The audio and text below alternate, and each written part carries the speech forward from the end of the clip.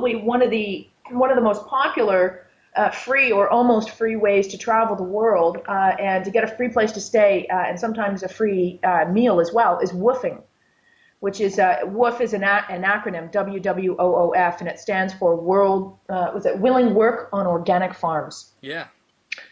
So it is now, contrary to its title and to popular opinion, not all the opportunities on a woofing site or through woofing are actually work on organic farms where you're having to plant stuff or harvest various fruits and vegetables.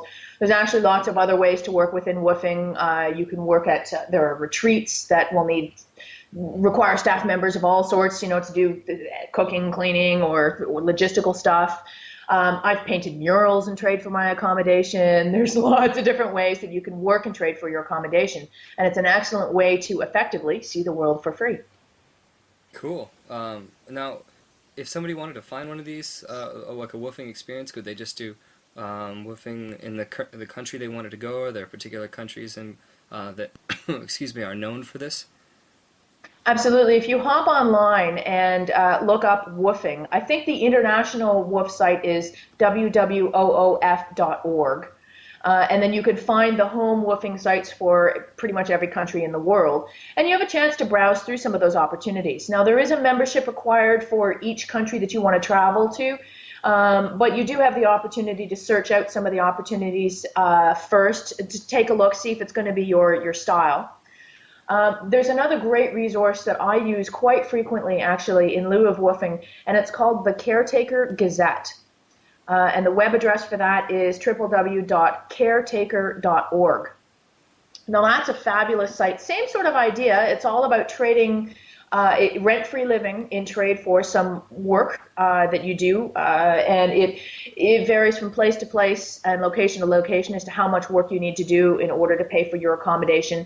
The sort of accommodation you get also varies, but there are opportunities all over the world, and I've found all sorts of great opportunities that I've been able to take advantage of to work and trade for my accommodation through the Caretaker Gazette. One thing that I really like about working for accommodation, and when I've done it in the past, is you get to meet the locals so much better, and other travelers who have the same mindset.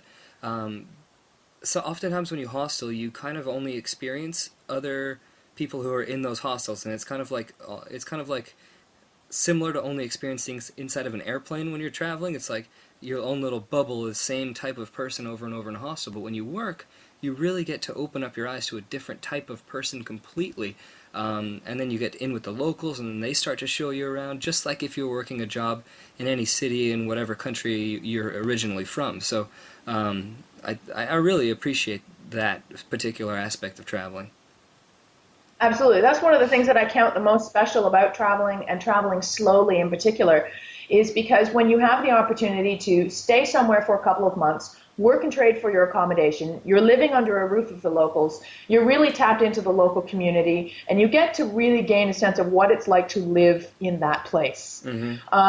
Contrast that to, as you said, the hosteling scene, which is very rewarding unto itself, but it is a different form of travel in that it's much more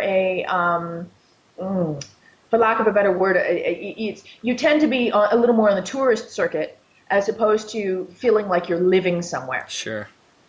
And both, I believe, have their places, because I do both regularly.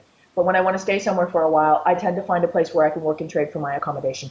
Yeah, excuse me. I think I have the swine flu here. Maybe you're. Maybe... Hey, I had that. It's no fun. Did you really? You had it? I did. Oh my gosh. All right, we won't go. It's one of the perils of travel. What can I say? You're okay now. That's not like transferable over Skype, is it? Oh, I hope not. For your sake.